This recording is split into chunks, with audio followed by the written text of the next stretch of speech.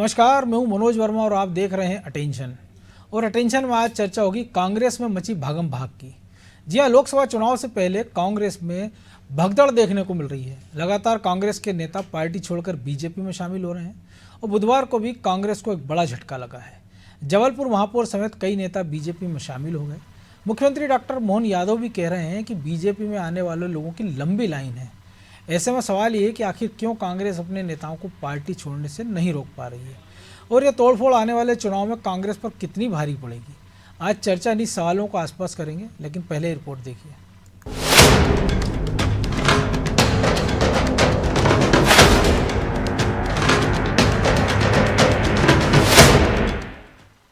लोकसभा चुनाव से पहले कांग्रेस को फिर बड़ा झटका लगा। जबलपुर के महापौर जगत बहादुर सिंह और डिंडोरी के जिला पंचायत अध्यक्ष रुद्रेश परस्ते ने बीजेपी ज्वाइन कर ली। जगत बहादुर सिंह को कांग्रेस की ओर से जबलपुर से उम्मीदवार माना जा रहा था, लेकिन चुनाव से ठीक पहले उन्होंने पार्टी छोड़ने का ऐलान कर दिया। सिंगरौली की कांग्रेस की जिला पंचायत उपाध्यक्ष अर्चना नागेंद्र सिंह ने भी बीजेपी ज्वाइन कर ली है। वहीं महापौर जगत बहादुर सिंह ने कहा कि वो जबलपुर के विकास के लिए बीजेपी में शामिल हुए हैं।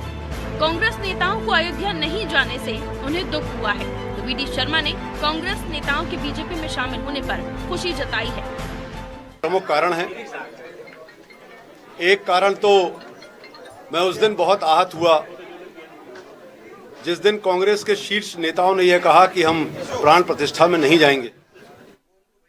मैं अयोध्या के समीप रहने वाला परिवार, हम लोग प्रभु श्री राम के भक्त हैं और उस दिन से मुझे लगता था कि मुझे क्या करना चाहिए।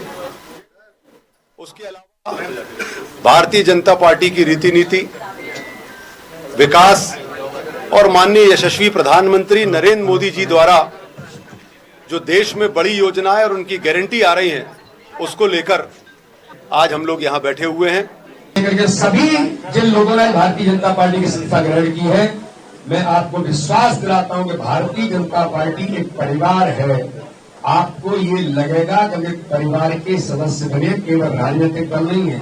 भारतीय जनता पार्टी के हम सब मिलकर के परिवार के नाते से और प्रधानमंत्री मोदी जी के नेतृत्व में माननीय अमित शाह जी की कुशल रणनीति के साथ जैसे देश के अंदर, दुनिया के अंदर भारतीय जनता पार्टी और भारत का मान और सम्मान बढ़ा है, हम सब मिलकर के मध्य प्रदेश को स्वर्णिम मध्य प्रदेश, हमारे मुख्यमंत्री माननीय मोहन यादव जी के नेतृत्व में स्वर्णिम मध्य प्रदेश बनाएंगे।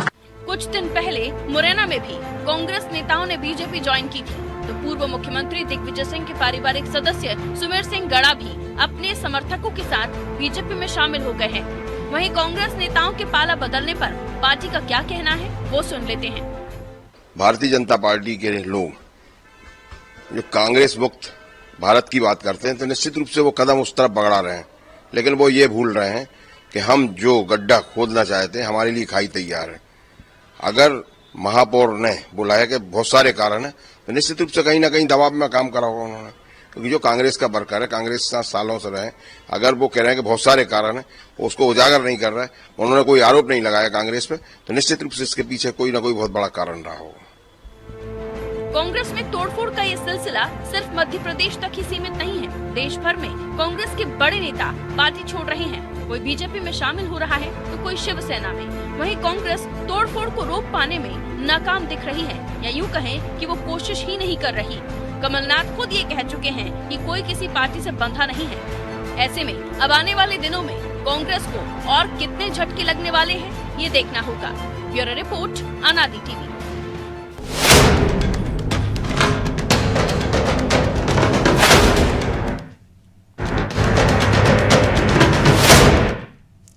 तो इसी मुद्दे पर चर्चा करने के लिए हमारे साथ जुड़ गए हैं वरिष्ठ पत्रकार अशोक शुक्ला और हमारे सहयोगी प्रभु पटेरिया। वो स्वागत है शुक्ला जी आपका अनादि टीवी में। और पहले खबरें थी ग्वालियर चंबल से बीजेपी अपना अभियान शुरू करेगी। शारदा सोलंकी की खबरें भी आई कि दिल्ली में वो ज्योतिरादित्य सिंधिया के साथ मिली और 3 तारीख भी लगभग तय हो गई थी, 3 फरवरी, लेकिन धमाका महाकौशल में हो गया। तो ये जो बीजेपी ने कौशल दिखाया महाकौशल में, उसको किस नज़रिए से देखा जाए? आपकी आवाज नहीं आ रही शुक्ला जी। मैंने कहा कि जो समझदार राजनेता हैं, जो अपना राजनीतिक भविष्य जो है देख रहे हैं, समझ रहे हैं, तो पावर के साथ रहेंगे तो पावरफुल रहेंगे। फिलहाल तो पावर जो है बीजेपी के पास में है, स्टेट में भी बीजेपी पावर में है और केंद्र में भी है, और मोदी बहुत पावरफुल नेता है। तो जो भी समझदार नेता है वो ये समझता है कि अगर हम पावर के साथ में रहेंगे तो ज्योतिरादित्य सिंधिया ने क्या किया था, वो ये देख रहे थे कि कांग्रेस एक फ्यूज बल्ब की तरह हो गई है, जो दिखती तो है लेकिन उसमें प्रकाश नहीं है।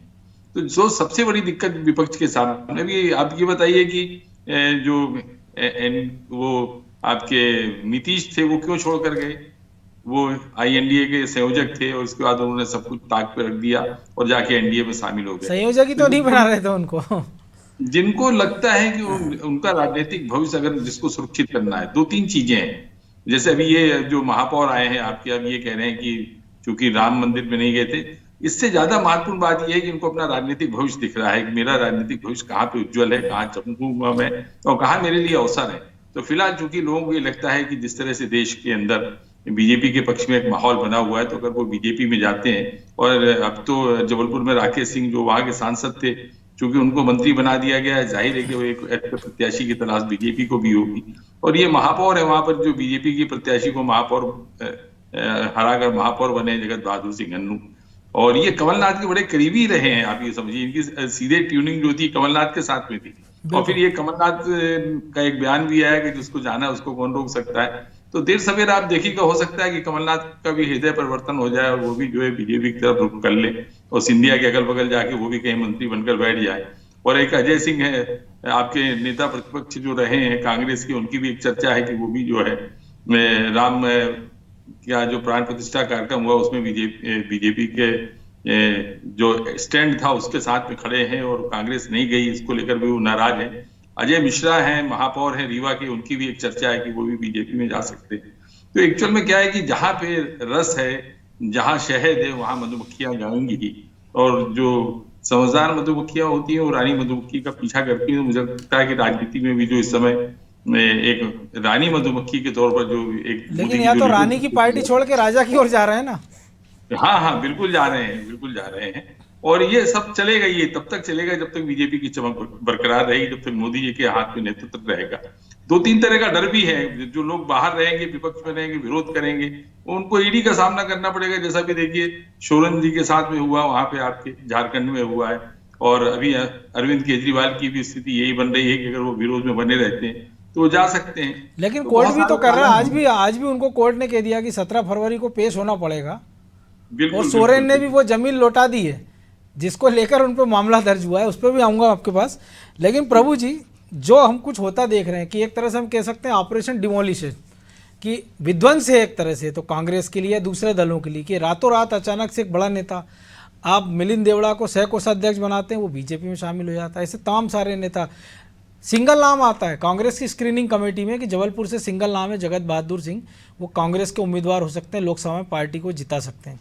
खबर 2 दिन बाद आ जाती है कि वो तो बीजेपी के पाले में आ गए हैं। तमाम तरह के आरोप लगाते हैं वो, और जिस प्रकार से नीचे तक पंचायत से पंच से लेके और सबसे बड़ी पंचायत संसद तक के सदस्य जो आ रहा, सबका स्वागत है। देखिए मनोज जी, जो बीजेपी ने लोकसभा चुनाव को लेकर जो रणनीति बनाई है अपनी, तो उसमें एक तो गांव-गांव तक अपने नेताओं को भेजना, वहाँ पर 24 घंटे उनको गुजारना, हर वर्ग के लोगों से मिलना, उनकी समस्याओं का समाधान करना, पूछना, पार्टी के से उनको लोगों को जोड़ना, ये तो है ही। साथ में एक टास्क और दिया है, वो ये है कि जो भी निर्वाचित व्यक्ति है, चाहे किसी गांव का पंच पद पर चुनाव जीता हो, किसी भी दल से जीता हो, या विधायक का चुनाव जीता हो, या सांसद का चुनाव जीता हो, या चुनाव जिसका वजन हो, उन सबको बीजेपी में लेकर आया जाए। अब देखिए, सिर्फ मध्य प्रदेश में ये नहीं हो रहा, आज 50 लोग आए हैं मध्य प्रदेश में बीजेपी में, कांग्रेस छोड़कर। ये उत्तर प्रदेश देखिए, वहाँ पर भी लोग आए हैं, बाकी राज्यों में भी लोग आए हैं, बाकी राज्यों में भी यही प्रक्रिया अपनाई जा रही है। तो ये बीजेपी का एक माइंड गेम है कांग्रेस को, और एक जनता को नैरेटिव देने का। जो मोदी जी जो लगातार लोकसभा में और राज्यसभा में मोदी जी ने कहा कि बीजेपी को 370 सीटें आएंगी, एनडीए को 400 से ज़्यादा सीटें आएंगी, तो एक माइंड गेम है उनका लोगों को ये बना के देने का कि भगदड़ मची हुई है विपक्ष में। तो चाहे बिहार का मामला देख लीजिए, चाहे कहीं का भी देख लीजिए, भगदड़ मची हुई है, सब बीजेपी की तरफ आना चाहते हैं। ये एक उनको स्थापित करना, और दूसरा एक लालच भी है कि सत्ता लगातार बीजेपी की है प्रदेश में, 5 साल तो राज यहाँ पर मध्य प्रदेश में बीजेपी का रहेगा। केंद्र में राम मंदिर बनने के बाद एक ऐसा माहौल बन गया है कि केंद्र में बीजेपी की सरकार आने वाली है, तो निश्चित तौर पर जो जनप्रतिनिधि विपक्ष से कांग्रेस से जीत कर आए हैं, जैसे महापौर जैसे पद पर बैठे हैं, तो उनके लिए काम करने की संभावनाएं सीमित हैं। ग्वालियर का उदाहरण है, शोभा सिकरवार महापौर हैं वहाँ की, उनने बजट नहीं है, निगम खर्चा नहीं चला पा रहा है, तो उन्हें अपनी गाड़ी तक वापस लौटा दी, अपने वेतन भत्ते, हाँ, अपनी निजी गाड़ी में घूम रही है। तो ये एक ऐसा माहौल भी साथ में बन रहा है कि इनको वापस लाया जाए या ऐसी परिस्थितियां पैदा कर दी जाएं कि वो जो है सत्ताधारी दल की तरफ आए। अब ये जो आए हैं जगत बहादुर सिंह अन्नू, निश्चित तौर पर इनका नाम लोकसभा के पैनल में था, कांग्रेस की तरफ से अकेला नाम था। और कांग्रेस, यदि हम जबलपुर में देखते हैं तो कांग्रेस के दो ही नेता हैं, एक लखन घनघोरिया विधायक हैं, दूसरा ये निर्वाचित महापौर, दो ही नेता हैं निर्वाचित बड़े। विवेक तनखा है, वो राज्यसभा में है। तो ये जो दो हर स्थिति चुनाव हार चुके हैं, तो बाकी लोग जब वहाँ के हार चुके हैं, तो निश्चित तौर पर जगत बहादुर का कद कांग्रेस में बड़ा हो गया जबलपुर की राजनीति में। लेकिन उनने यहाँ आने, कहा गया कोरोना में उन्होंने काफी अच्छा काम किया था, जिसके कारण जनता ने उनको जिताया। बिल्कुल, और यहाँ उनने आना, आगे भविष्य, अपना जो उज्जवल भविष्य को देखते हुए उनने बीजेपी में आना उनके लिए अच्छा महसूस हुआ, तो बीजेपी में चले आए। बड़ी बात यह है कि जबलपुर में ही आज जब वो बीजेपी यहाँ ज्वाइन कर रहे थे, तब तक लोगों को नहीं पता था कि वो जो है पार्टी छोड़ रहे हैं, उनके साथ वालों को भी नहीं पता था। और यहाँ बीजेपी कार्यालय में वो सुबह से बैठे हुए थे मनोज जी। इसके पहले वो, आप तो इसके गवाह हो, इसके पहले वो नड्डा से जाकर दिल्ली में मिले हैं, लेकिन भनक नहीं लगने दी। उनने इस तरीके की रणनीति बनाई, वहाँ पर वो कांग्रेस की तारीफ कर रहे थे कल परसों बैठकर जबलपुर में अपने लोगों के साथ, और अब वो जो है बीजेपी में आ गए। तो ये एक माइंड गेम है बीजेपी का, इस ट्रैप में वो है विपक्ष को और जनता को फंसाना चाह रही है। बिल्कुल, अभी जो जिस तरीके से शुक्ला जी कह रहे थे कि कमलनाथ भी कभी भी आ सकते हैं, क्योंकि एक नैरेटिव से खड़ा किया जा रहा है कि कमलनाथ नकुलनाथ बीजेपी में आ सकते हैं। एक नैरेटिव खड़ा किया जा रहा है कि विवेक तनखा से जुड़े हुए लोग आए हैं, एकता ठाकुर आई थी इसके पहले जबलपुर की, अब जगत बहादुर सिंह आए हैं, और भी डिंडोरी के लोग आए हैं। तो एक नाम ऐसे जो शायद पहुंच नहीं पाए, तो उनकी भी चर्चा थी। तो ये ऐसा कहा जा रहा है कि विवेक तनखा से जुड़े हुए लोग आ रहे हैं, क्योंकि विवेक तनखा कांग्रेस में उपेक्षा के शिकार हो रहे हैं, तो उनसे जुड़े हुए लोग बीजेपी में चले आ रहे हैं। निश्चित तौर पर जगत जो अन्नू है, ये विवेक तनखा की यदि करीबी है, तो निश्चित तौर पर उनसे सलाह मशविरा किया होगा इनने अपने भविष्य की राजनीति को लेकर। ये एकता ठाकुर ने बात की होगी है कि वो जो आने वाले थे बड़े नेता जो आए नहीं हैं आज, हो सकता है कि 2-4 दिन में वो बीजेपी में आ जाए जबलपुर से। तो ऐसे जो तमाम चेहरे जो दिखाई दे रहे हैं, ये निश्चित तौर पर बीजेपी एक तरीके का ये माहौल बनाने की कोशिश कर रही है, जिसके लिए उनके लिए लोकसभा चुनाव आसान हो। और कांग्रेस में जो राहुल गांधी की यात्रा से जो कुछ भी थोड़ा बहुत कांग्रेस के पक्ष में माहौल बनता दिखता है, यदि वो मध्य प्रदेश में आने वाले हैं मार्च में, तो उसको ध्वस्त किया जा सके। बिल्कुल आपने सही कहा, ये ऑपरेशन डेमोलिशन है, उनकी छवि ध्वस्त करना, कांग्रेस की छवि ध्वस्त करना, कांग्रेस की लीडरशिप को खत्म करना। तो शुक्ला जी, एक और बड़ा संकट है कि हमने देखा कि ऐसा माहौल कांग्रेस ने बनाने का प्रयास किया था विधानसभा चुनाव के पहले कि दीपक जोशी आ रहे हैं, फलाने नेता आ रहे हैं, बड़ा उसको हाईलाइट प्रचारित किया गया था। लेकिन जब नतीजा आया तो हमने देखा कि जो बुरे से बुरे प्रदर्शन के करीब कांग्रेस जा सकती थी 2003 के बाद से, वहाँ तक पहुँच गई थी वो। और अब जिस प्रकार से बीजेपी की और रणनीति है, और जो बड़े नेता से लेके छोटा, किसी से कोई परहेज नहीं, और सबसे बड़ी बात है कि नीचे से अब कोई विरोध नहीं हो रहा है। जैसा सिंधिया समर्थक आए थे, क्योंकि अभी टिकट वितरण होना नहीं है, और जब लोकसभा का टिकट वितरण होगा तो उसमें इतने दावेदार होते भी नहीं हैं, क्योंकि अगर जबलपुर से उनको टिकट दिया जाता है जगत बहादुर को, तो राकेश सिंह मंत्री बन चुके हैं, 4 बार के सांसद हैं, और बड़े चेहरे हमने इसके पहले पिछले लोकसभा में देखा था जब उम्मीदवार थे भिंड से कांग्रेस के, और वो बीजेपी में शामिल हो गए थे, डॉक्टर भागीरथ प्रसाद। तो इस प्रकार की भी कुछ और नज़ारे हम देख सकते हैं इस चुनाव के दौरान, चुनाव घोषित होने के पहले और बाद में भी। नहीं, अभी आप देखिए कि कई बड़े लीडरों ने कांग्रेस की ये कह दिया है कि वो लोकसभा चुनाव नहीं लड़ना चाहते और बच रहे हैं चुनाव लड़ने से। एक बड़ी राजनीतिक चुनौती का सामना कर रहा है विपक्ष। उनके पास में कोई चमत्कारिक नेतृत्व नहीं है। ले देकर अभी एक जो गठबंधन बना था, जो मौजूदा सरकार है या सबसे बड़ी पार्टी जो एनडीए का जो अलायंस है उसके खिलाफ जो गठबंधन बना था, वो भी आप देखिए किस तरह से बिखर गया है। ममता बनर्जी अलग हो रही हैं, अरविंद केजरीवाल के सुर अलग हैं। पंजाब में आप देखिए भगवंत सिंह मान क्या कहते हैं। दरअसल जो राजनीतिक भविष्य है दूसरी पार्टियों का, मैं ये नहीं कहता हूं कि ये पार्टियां समाप्त हो जाएंगी या खत्म हो जाएंगी या इनका वजूद जो है नहीं, इनका कोई अस्तित्व नहीं है, लेकिन अभी जो मौजूदा दौर है, उस मौजूदा दौर में आप देखिए ये सब पार्टियां जो हैं वो बड़ी बौनी दिखती हैं। खासतौर पे जो मोदी की लीडरशिप है उसके सामने ये जो उनकी गारंटी है, या जिस तरह की उनकी योजनाएं हैं, उनका जो व्यक्तित्व है, जो उनकी लोकप्रियता है, उसके सामने विपक्ष जो है पूरी तरह से बौना हो गया है। तो जिसको भी अपना राजनीतिक भविष्य संवारना होता है वो ये देखता है कि उम्मीदें कहाँ हैं। तो उम्मीदें तो अभी भारतीय जनता पार्टी में दिख रही हैं। और जैसा भी आपने भी बताया कि दीपक जोशी आए थे विधानसभा चुनाव में, कुछ लोग आए थे छोड़ के, लेकिन उनका क्या हुआ, वो चुनाव हार गए। और जो भागीरथ जी की बात आप कर रहे हैं, उन्होंने 2014 में तो उनकी टिकट घोषित हो गई थी, उन्होंने टिकट वापस लौटा दी थी बिल्कुल। और बाद में बीजेपी से प्रत्याशी हुए और चुनाव जीते। तो आज जो है वो जीत की गारंटी भी, चूंकि मोदी की एक गारंटी तो है ही है, जो कल्याणकारी योजनाएं हैं उनको पूरा करने का एक जो आश्वासन है या जो जनता का भरोसा है। सबसे बड़ी बात होती है एक नेता की जन स्वीकारोक्ति।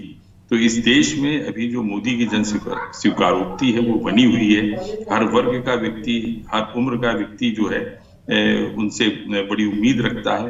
तो बाकी नेताओं को भी ये लगता है कि अगर हम विपक्ष में रहेंगे तो हमको क्या हासिल होगा, हमें कुछ हासिल नहीं होगा, लंबा संघर्ष करना पड़ेगा। लंबा संघर्ष कर भी रहे हैं, 2014 से सत्ता से बेदखली है और स्टेट में भी अगर आप देखें। लेकिन अगर राज्य जोड़ ले हम, राज्य दर राज्य की, उत्तर प्रदेश है, बिहार है, मध्य प्रदेश है, बिल्कुल बिल्कुल। तो जो भी समझदार व्यक्ति होगा, जो अपने राजनीतिक भविष्य की चिंता करता होगा, वो ये देखेगा साहब कि अभी सशक्त नेतृत्व कहाँ पर है और किस तरह से वहां पे जो है उसको कामयाबी मिल रही है, राजनीतिक कामयाबी। और मोदी जो कह रहे हैं 370, ऐसा नहीं है कि वो बिना आकलन की कोई बात कह रहे हैं। निश्चित तौर पर ये लग रहा है पूरे देश में जो इस तरह का एक माहौल दिख रहा है, जिस तरह से विपक्ष बिखरा हुआ है, जिसके पास में कोई मुद्दा नहीं है। और सबसे बड़ी तो जो सबसे बड़ा नुकसान जो विपक्ष ने किया, अपने पाँव में कुल्हाड़ी मारने का काम किया। जो राम मंदिर की जो प्राण प्रतिष्ठा में ना जाकर जो गलती की है, उसका खामियाजा जो विपक्ष भुगत रहा है और कांग्रेस कुछ ज्यादा ही भुगत रही है। जैसा भी जगत बहादुर सिंह ने कहा कि वो अगर राम मंदिर में नहीं जाने से वो थोड़े क्षुब्ध थे, दुखी थे। हालांकि और भी बहुत सारे कारण होंगे उनके बीजेपी में जाने के, लेकिन ये भी एक बड़ी वजह है। लोगों को लगने लगा है कि राम का भाई आप जा रहे हो तो कोई कारण तो बताना होगा ना आपके समर्थकों को या जिसने वोट दिया आपको। इससे अच्छा कारण क्या हो सकता है कि आपने राम का अपमान किया इसलिए मैं जा रहा हूँ। इससे बढ़िया कारण तो कोई कुछ हो ही नहीं सकता। आप ये तो नहीं कह के जाएंगे ना कि ईडी का डर मुझे सता रहा है इसलिए मैं जा रहा हूँ, ये मेरे पास में जो है काला धन, कल ईडी मेरे घर नहीं पहुंच जाए इसलिए मैं जा रहा हूँ। तो सबसे बढ़िया तो यही कि भगवान राम की आड़ में आप चले जाओ जहां जाना है। तो प्रभु जी भगवान राम की आड़, लेकिन क्या इसका दूसरा पहलू भी है? क्योंकि जिन परिस्थितियों में अचानक से जीतू पटवारी को अध्यक्ष बनाया जाता है, दिग्विजय सिंह चुनाव लड़ने से मना कर देते हैं, अजय सिंह मना कर देते हैं, अरुण यादव मना कर देते हैं, फिर कमलनाथ कह देते हैं कि भैया कोई किसी से बंधा नहीं, जिसको जहाँ जाना है चला जाए। और फिर जिस महाकौशल से वो आते हैं, जहाँ उनका प्रभाव है, छाप है, उनके नज़दीकियों में से एक अन्नू चले जाते हैं बीजेपी के दामन में। तो जीतू पटवारी के लिए भी कोई नया संकट देख रहे हैं आप कि एकदम से शुरुआती दौर में कि जाओ इतने सारे हर्डल एक नेता के सामने पैदा कर दो, और एक मैसेज आला कमान के लिए भी कि ठीक है आपने पावर हमसे ले लिया है, लेकिन जिसको दिया है वो भी इसको संभालने लायक स्थिति में नहीं है, और इसका फायदा बीजेपी उठा रही। बिल्कुल मनोज जी, देखिए जीतू पटवारी अभी नए नए प्रदेश अध्यक्ष बने हैं। अभी तो ये कहें कि उन्होंने अपना स्टार्ट ही नहीं लिया है, अभी तो केवल देख रहे हैं पार्टी की रीति नीति को, और जो एक्चुअल में जो विपक्ष का जो काम है वो अभी वो भूमिका वो करने की स्थिति में अभी नहीं पहुंचे हैं। आने वाले समय में उनका रुख दिखाई देगा। युवा हैं, उत्साही हैं, युवा कांग्रेस के अध्यक्ष रहे तो पूरे प्रदेश में एक उनका रेपो है, संपर्क है, लोगों से आंदोलन खड़े कर सकते हैं वो चाहें तो वो कोशिश निश्चित तौर पर करेंगे। और ऐसे मौके पे ये जो पलायन की जो हो रही है, तो कहीं ना कहीं उनकी जो मंशा है या जो योजना बना रहे होंगे वो कहीं ना कहीं कमज़ोर होती है। और ये लोग जो जा रहे हैं तमाम बड़े नेताओं के करीबी हैं। बिल्कुल। और यहाँ देखिए आपकी कमलनाथ की भी आप बात कर रहे थे, कमलनाथ ने कहा जिसको जाना है चला जाए। कमलनाथ ने यही बात 2020 में भी कही थी, जब ये आ रहा था कि बीजेपी का जो है ऑपरेशन लोटस चलने वाला है, तब भी कमलनाथ का यही बात है कि मैंने तो विधायकों से कहा है कि पैसे दे रहे हैं तो पैसे ले लो, जिसको जाना है चला जाए। ये जो कमलनाथ की जो बातें थी, प्रदेश अध्यक्ष होने के नाते, पूर्व मुख्यमंत्री होने के नाते, या उस समय तो मुख्यमंत्री थे, तो ये जो उनकी जो बातें थी ये कहीं ना कहीं लोगों को ज़्यादा प्रोत्साहित करती हुई दिखती थी। उनको यदि कहीं किसी को कोई प्रलोभन मिला है तो उसको लिए ये कहा कि अध्यक्ष की तो सहमति है, जिसको जाना है चले जाए, तो उसका नुकसान हुआ। उनकी अच्छी खासी बनी हुई सरकार चली गई। तो यहाँ पर ऐसे नेताओं को समझना होगा कि पार्टी एक दिन में नहीं खड़ी होती, कार्यकर्ता एक दिन में नहीं बनता है, आपसे सालों लग जाते हैं उस कार्यकर्ता को विचारधारा से जुड़ने में। और विचारधारा से जुड़ा हुआ व्यक्ति आपसे खिसक रहा है, आप ऐसे अवसर पैदा कर रहे हैं कि वो जाए, ऐसे में तो इनको रोकना चाहिए, उनको जोड़ने की कोशिश करनी चाहिए। लगातार सिलसिला बना हुआ है आने का, जैसे मुरैना महापौर का भी नाम चल रहा है, तो ऐसे में कांग्रेस को उन सब लोगों से बराबर संपर्क रखना चाहिए। कल पता नहीं और जगत बहादुर जैसे कितने और नेता कतार में ये अचानक से खबर आए, तो कांग्रेस को ऐसे लोगों को रोकने की कोशिश करनी चाहिए, उनसे संपर्क साधना चाहिए, उनकी जो गिले शिकवे हैं उसको दूर करना चाहिए। तो कहीं ना कहीं उनको, क्योंकि यदि लड़ाई लड़नी है आगे तो अपने लोगों को बना के रख लो। ये जा कौन रहे हैं, देखिए ना, ये तो निर्वाचित महापौर हैं, अच्छा खासा वो विपरीत चुनाव जीते परिस्थितियों में हुए जीते, कई दशक बाद बिल्कुल। जबलपुर में ये जीत मिली है, जीत कांग्रेस उनको को मिली है। जीत। उसके बावजूद वो यदि बीजेपी में जा रहे हैं तो ये कांग्रेस की कहीं ना कहीं कमजोरी है, उनकी अपनी रीति नीति की का दोष है इसमें। उनको अपने आप को संभालना होगा। चाहे बड़े नेता चुनाव लड़ने से बच रहे हैं तो उनको क्यों बच रहे हैं, जबकि ऐसे मौक़ों पे तो उनको खुद आगे होकर चुनाव के मैदान में आना चाहिए कि भैया जब चुनाव नहीं जीत रहे हैं, 28 सीटें पिछली बार गई थी बीजेपी को, उसके पहले 27 सीटें गई थी, तो ऐसे में हम संघर्ष करके जीत के दिलाते हैं।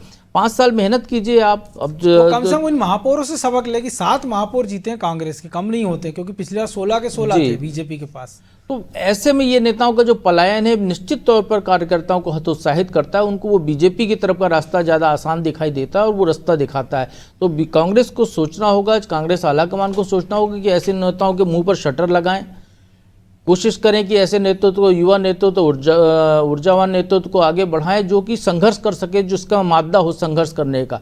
तो कांग्रेस बची रहेगी, नहीं तो फिर यही होगा कि जो है बीजेपी कांग्रेस युक्त होती चली जाएगी और प्रदेश कांग्रेस मुक्त होता चला जाएगा।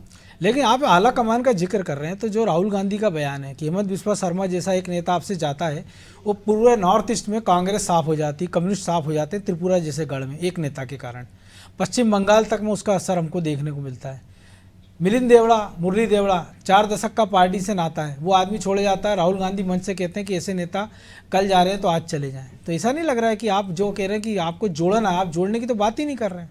आप तो कह रहे हैं जिसको जाना चला जाए। देखिए मनोज जी, यदि कोई चला गया है, यदि जगत बहादुर सिंह अन्नू चले गए हैं, तो इनके जगह पे कोई ऐसा नेतृत्व खड़ा करना, उसको तैयार करना और एक की जगह 3-4 खड़े करना, ये कांग्रेस का दायित्व तो बनता है। यदि हेमंत बिस्वा शर्मा गए थे तो उनको उसकी भरपाई करनी चाहिए थी, कांग्रेस को किसी नए नेता को उभारना चाहिए था। बीजेपी क्या कर रही है आप ये देखिए ना। शिवराज सिंह चौहान अच्छी खासी सरकार चला रहे थे, उनके नेतृत्व में मध्य प्रदेश में चुनाव हुए, सरकार बनी, उनको हटा के नया मुख्यमंत्री बना दिया, एक नया नेतृत्व खड़ा किया गया। परिवर्तन लगातार छत्तीसगढ़, राजस्थान, छत्तीसगढ़ सभी जगह ये उन्होंने किया। महाराष्ट्र, तो बीजेपी जो है पीढ़ी परिवर्तन करती है, जो हटाए गए हैं उनको कहीं ना कहीं सम्मान बरकरार रखने की कोशिश करती है, सबको जोड़कर रखने की कोशिश करती है, जिससे नया नेतृत्व तो बने, नए लोगों को आए। जब ऊपर का एक आदमी सरकारी कर्मचारी अधिकारी जैसा है कि ऊपर के एक अधिकारी प्रमोट होगा तो नीचे की पूरी लाइन के लिए प्रमोशन के रास्ते खुलते हैं। राजनीति भी बिल्कुल उसी तरीके का है कि अब आगे एक को बढ़ाएंगे। पहले ये होता था कि राज्य के मुख्यमंत्री केंद्र में मंत्री बना करते थे, ये लंबे समय बाद शायद अपवाद पहले कभी हुआ हो, अब ये हो गया कि केंद्र की राजनीति करने वाले वापस राज्यों में भेजे जा रहे हैं। तो यहाँ पर जहाँ बदलाव हो रहा है तो वहाँ पर आपको नया नेतृत्व खड़ा करना होगा कांग्रेस को अपने। यदि कोई जा रहा है, पलायन कर रहा है, तो उसकी जगह पे और सशक्त मजबूत युवाओं को आगे बढ़ाकर लाना होगा, पूरी ताकत लगानी होगी उसको मजबूत करने के लिए। वहाँ कहीं ना कहीं कांग्रेस की कमजोरी है। कांग्रेस को अपनी खामियों को दूर करना होगा तो शायद वो मुकाबला कर पाएगी बीजेपी का। नहीं तो अभी तो मोदी जी 370 की बात करें कि 370 सीटें आएगी, हो सकता है कि राजीव गांधी का रिकॉर्ड ही तोड़ दिया। यदि यही स्थिति रही तो कांग्रेस का, पहले कांग्रेस कहती थी कि बीजेपी 370 हटा नहीं पाएगी, तब भी हंसी उड़ाते थे, और वो 370 लाने की बात कर रहे हैं तब भी उसको हल्के में। लेकिन जो आपने कहा है कि ऊपर शीर्ष की बात की, तो ऐसा नहीं नौबत नहीं आ जाए कहीं कि प्रमोशन की आपने बात की, ऊपर अधिकारी कोई नहीं बचे, नीचे प्यून कोई नहीं बचे, जो इक्का दुक्का बाबू हैं वो कांग्रेस को जैसे तैसे चलाते नजर आए। बहरहाल अब समय इतना ही था। बहुत धन्यवाद शुक्ला जी आपका। तो निश्चित तौर पर जो कांग्रेस में भागम भाग मची है नई बात नहीं है, लेकिन जिस परिस्थितियों में अब ये नए जोर शुरू हो गया कांग्रेस में भागम भाग का, लोकसभा चुनाव सर पर है और आपके स्थापित नेता पार्टी छोड़ के जा रहे हैं, वो भी तब जब आपको भनक ही नहीं लग रही, क्योंकि खबर आती ग्वालियर चंबल में कुछ होने वाला है, महाकौशल से खबर आ जाती, हो सकता है कल को मालवा निवाड़ से भी ऐसी कुछ खबर आ जाए। तो सबसे बड़ी सवाल ये कि जो संवादहीनता है कांग्रेस की नेतृत्व की अपने कर्म जो नीचे के नेताओं के साथ है, वो कब तक दूर होगी, और जब तक वो दूर नहीं होगी तब तक पलायन का सिलसिला चलता रहेगा। अटेंशन में आज इतना ही, मुझे दीजिए इजाज़त और आप देखते रहिए अनादि टीवी। नमस्कार।